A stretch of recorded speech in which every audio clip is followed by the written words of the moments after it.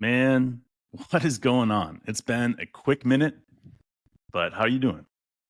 Good, man. My dog's about to start barking, taking up all the attention. But yo, your beard is looking majestic as always, Dave. How is Hawaii treating you? Oh man, look at my tan line. Oh yeah, Yeah, it's dude, back. looking good, bro. I'm Yeah, having the good time here. You know how the I roll. salt life. So So, like, you're in Hawaii and you're enjoying the beach pretty much every day. every day, Getting back to where everybody got to know you, Dave from Hawaii. That's right. 808, baby. So no, I'm really excited to be home. We live in a different area than we did before. We lived in Eva Beach prior to moving out of Hawaii. But now we live in Honolulu, so we're called townies, and we actually really enjoy it. So being close to everything, and um, the restaurants out here are next to none. So it's been a lot of fun re-exploring. But Yeah, we it's made been it back good. over What to about you, man? we You're made it in a back over to different area Pupu than you were Street. last time. Yeah, I am. But I gotta know, have you made it back to Pupu Street before you? Oh yeah, absolutely, dude. Pupu Street is my heart. So I've been there a few times. I actually went there last week and just drove down there to there's a beach right down the road from my old house there. And I walked from the beach and I walked on the rocks all the way to my back place and sat in the wall where I used to and had a nice little moment. So this place is pretty special. So All right, very cool. yeah. All right. So yeah, But dude. where you living? Right now I'm about what 20 minutes from Plymouth, Massachusetts. So we're right over there by Cape Cod area. Been here for about 2 weeks now, and probably gonna stay here for the winter. We'll see, at least That's through awesome. December.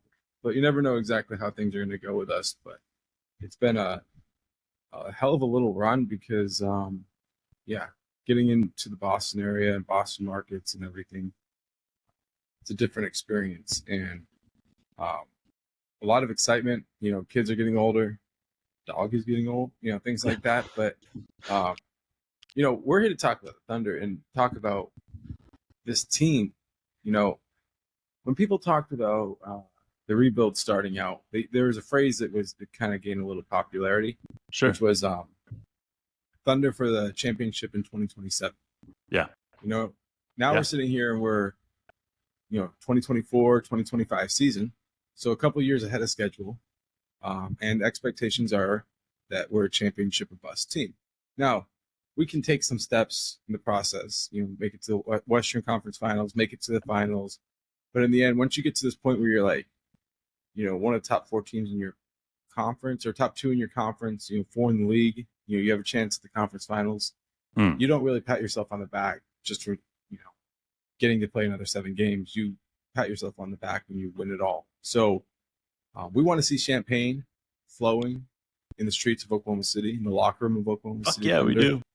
We want to see, this party atmosphere that we see with this young team that they've been working hard for a long time. But that doesn't mean shit.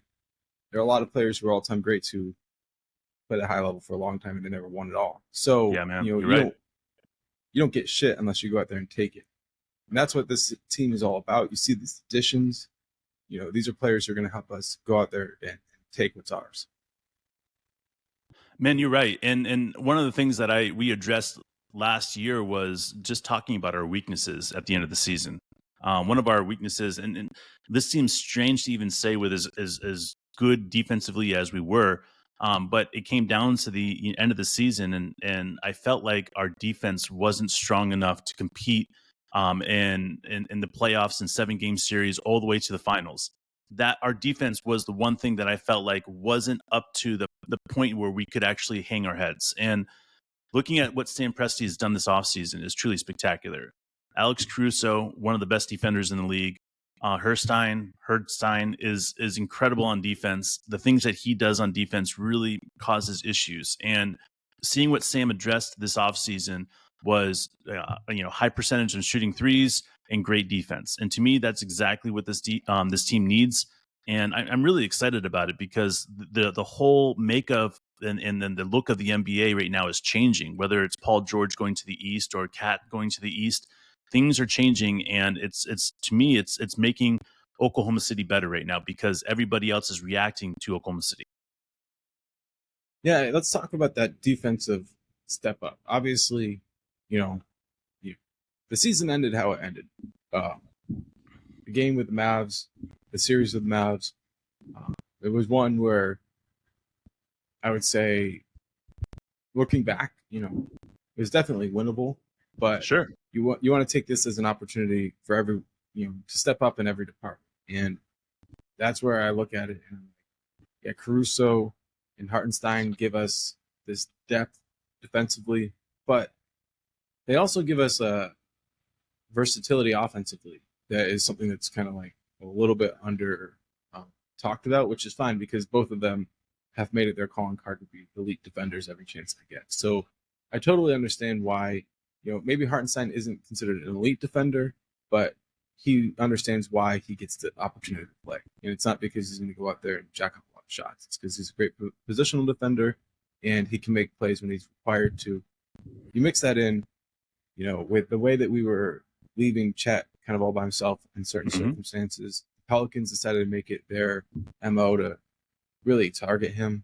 And then you get into a series like, the Mavericks, where they decided to, run the two bigs and play the drop coverage on Giddey.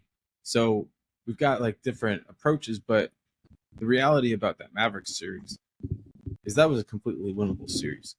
I know that team went on to the finals, and whatever, they didn't really have a big chance against the Celtics, but I don't look at that team and think, wow, like they outplayed us. The reality is we got outcoached. I mean, if you want to be real about it, like Coach Daigneault, he tried to make some transitions, he tried to make some adjustments, but this was his first time on the stage. Jason Kidd's been doing it since we were all, children, and he's, found his way and he knows what he's doing. Hopefully we can pick up some experience from that. I don't think just because we got out coached, that doesn't mean like that Jason Kidd's a better coach. It just means when you get into like a certain series and you're playing chess, like there's certain limitations that you can exploit from a different team. Sam has gone out of his way to address those and give Coach D what he needs. I have a sense that in a series, Coach D definitely could be the best coach in any given series. But at this point, and you saw like, what is the balance, right? You run out your plan from all year, right? And then all of a sudden you face a certain level of adversity, and the first time you deviate from that plan is Game 5 of the playoff series. How do you handle that internally in the locker room? How do you handle that amongst your coaching staff and training staff and all these different things? It's a fascinating thing, and seeing how he handled that, I think overall it was probably, I don't know. I mean, how do you feel about it? Because he moved Giddey to the bench after a win. Right? Well, usually you make that a type of adjustment after a loss. What's your thought process? This is where I struggle because I think you and I both are very open about the love that we have for Josh Giddey. We love Josh Giddey. We think Josh Giddey is going to be a 20-year player in the league, 15-year player in the league, which is saying something considering what he's able and capable of doing. But what Jason Kidd did to Josh Giddey was fucked up on every level. I mean, like, I would do the same thing if I was coaching against Josh Giddey. I would find Josh Giddey's weaknesses, knowing that Josh Giddey is one of those guys that helps the offense go round like a miracle round. And Jason Kidd recognized if he took Josh Giddey out, he took the passing out, he took all this other stuff out, then Josh Giddey becomes less useful. And it was in that moment that we all realized, anybody that knows anything about the game and watches the game, we all realized one thing: Josh Giddey was no longer going to be on this team when it came to the summertime, because Josh Giddey was going to get traded. And that was the most obvious thing I've ever seen when it comes to the Oklahoma City Thunder and watching just what was happening with Josh Giddey.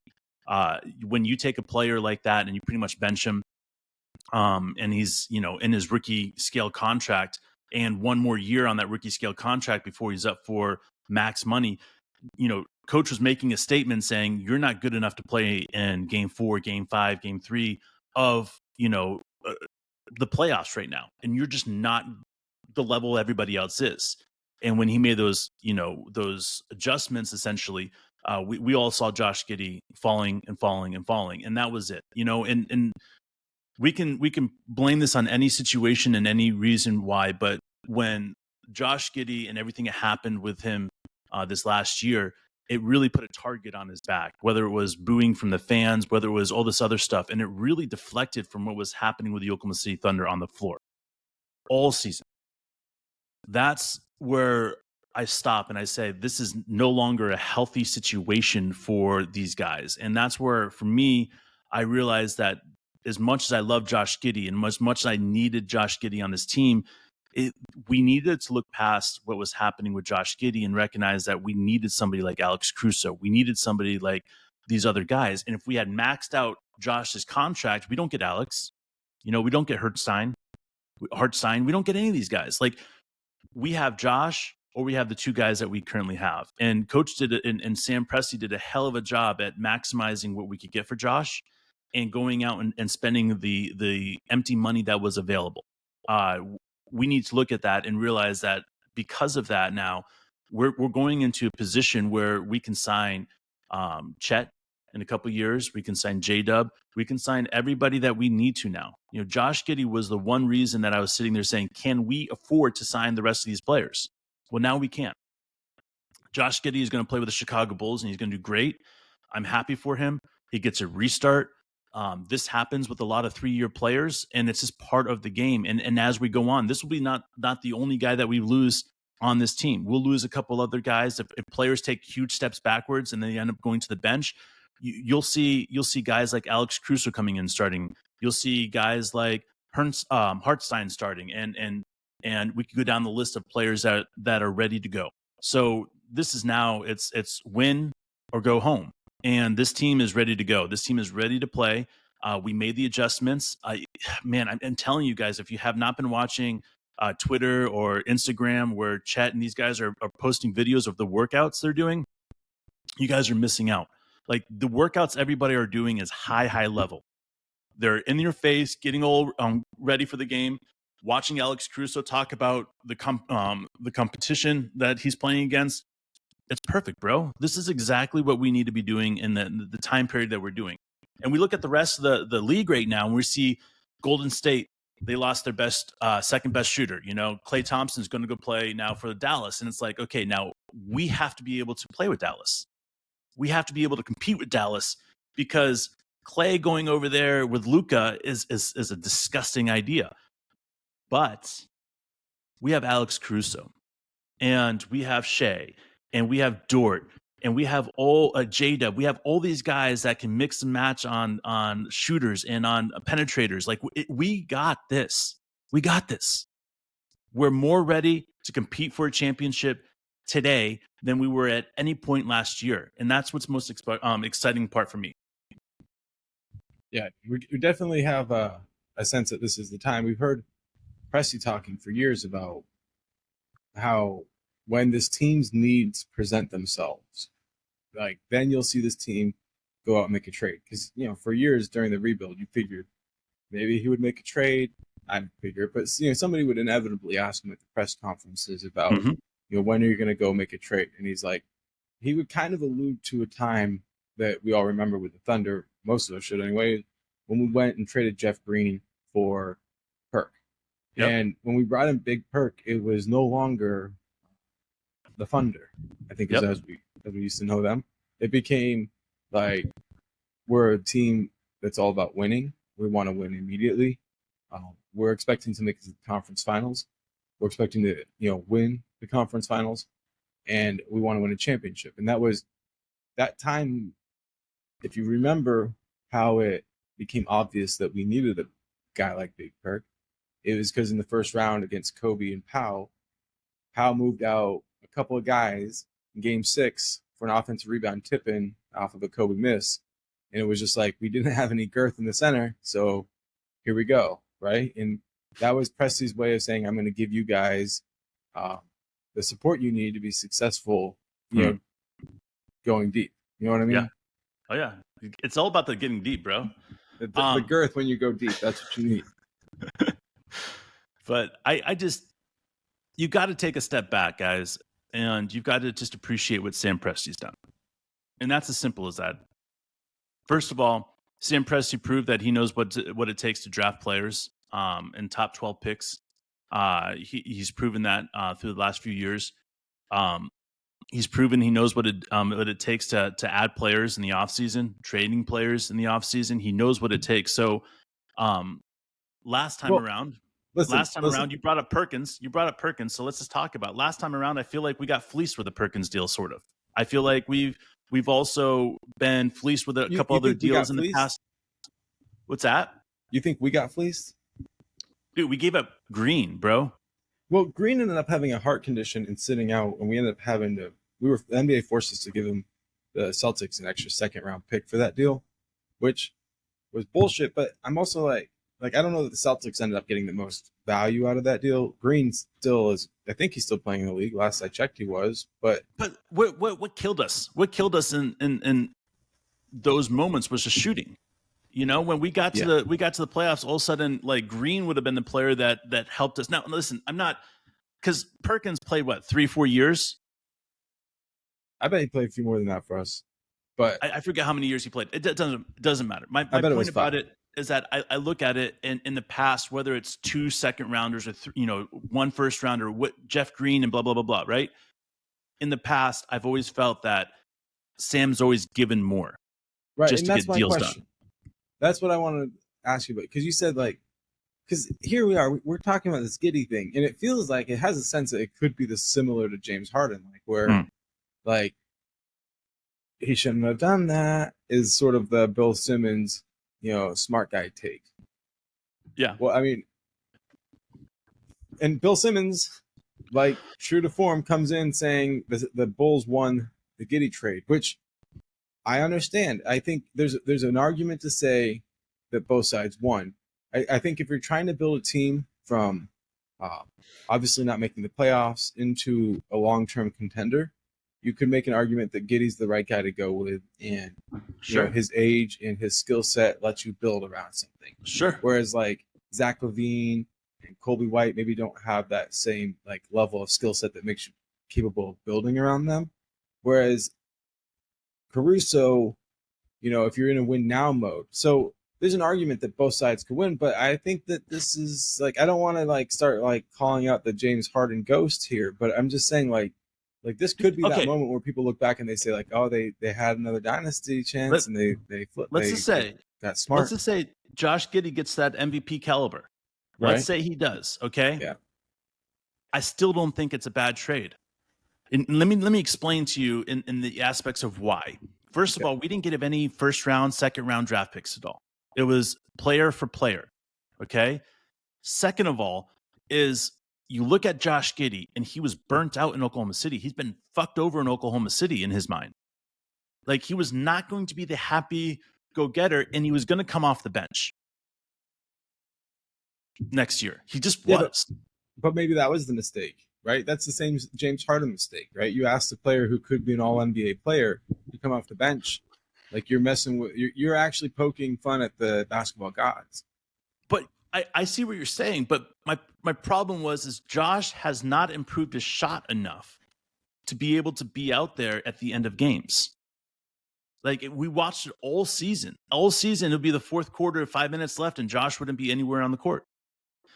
My point about that is that when you trade a player, right, for another player, one of the reasons that you have to get the better end of it is because you look at the players and you say, what is Josh's weakness? Shooting threes and playing defense, right? What is Caruso's strength? Right. Okay, now, when you're able to line those up and they make sense, right? Right. I mean, it doesn't, there's no trade in my mind that's going to go back and I'm going to say, okay, trading Josh Giddey for Alex Caruso, regardless if Josh Giddey becomes a all-NBA player, Caruso is always going to be an all-defensive player dude. He always is. And to me, that fits our team better going forward than Josh Giddey did going forward. And that's, listen, I hate saying it because I'm such a huge fan of Josh Giddey, but that's where we're at. That's where we're at. This team is now turning the page and saying, yes, we're really great on offense, but we need to match that offensive caliber with defense because the NBA is changing, and all these players that are shifting teams right now, it's proof.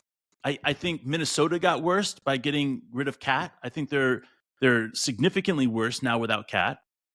I think Los Angeles Clippers are significantly worse without Paul George. I think Golden State are significantly worse without Klay Thompson.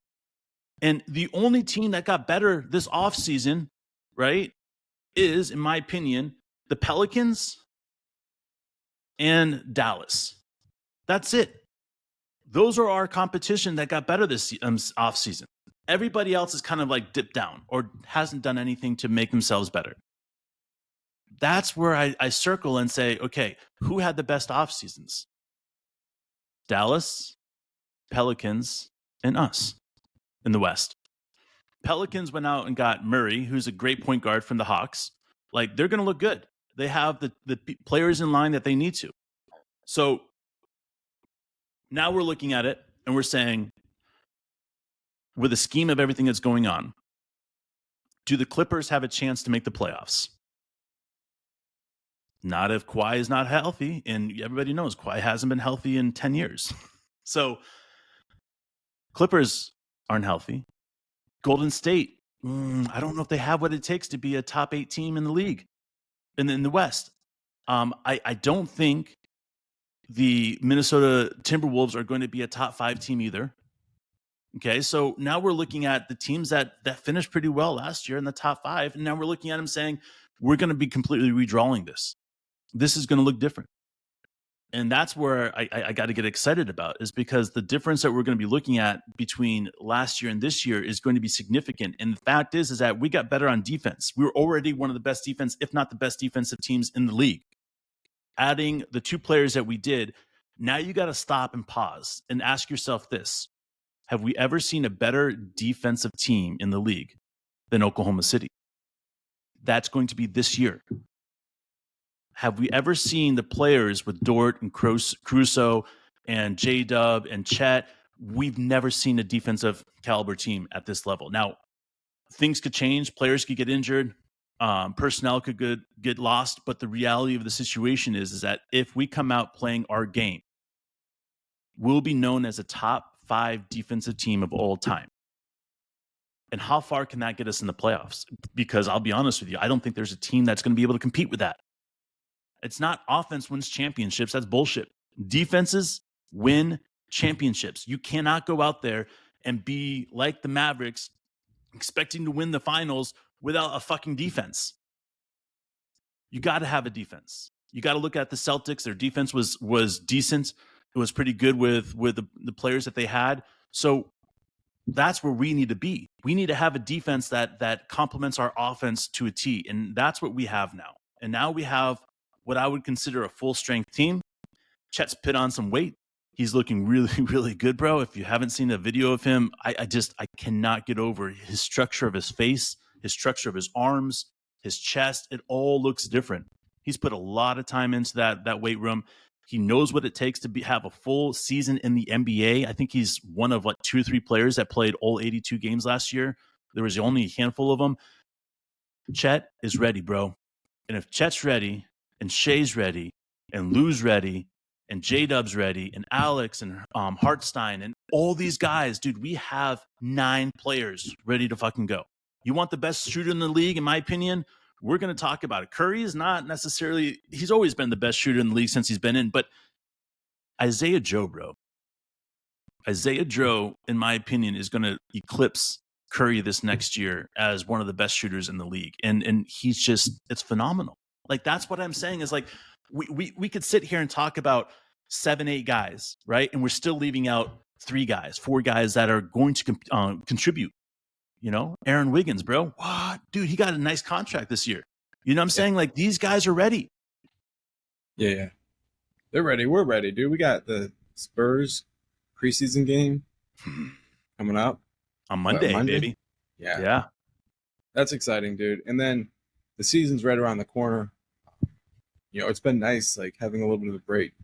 Um, Definitely miss hanging out with you guys, Yeah. but like, We're gonna get back at it, hopefully a little bit more here and there, because yeah, man, when you get to these deep playoff runs, they take something else out of you, man. It's crazy. yeah, So, and then all that team shakeup and just going through everything, like it's a pretty emotional ride being a fan of a team that's going through these types of changes. But here we are. We're ready for this. I think it's our 5th season, Dave. Is that right?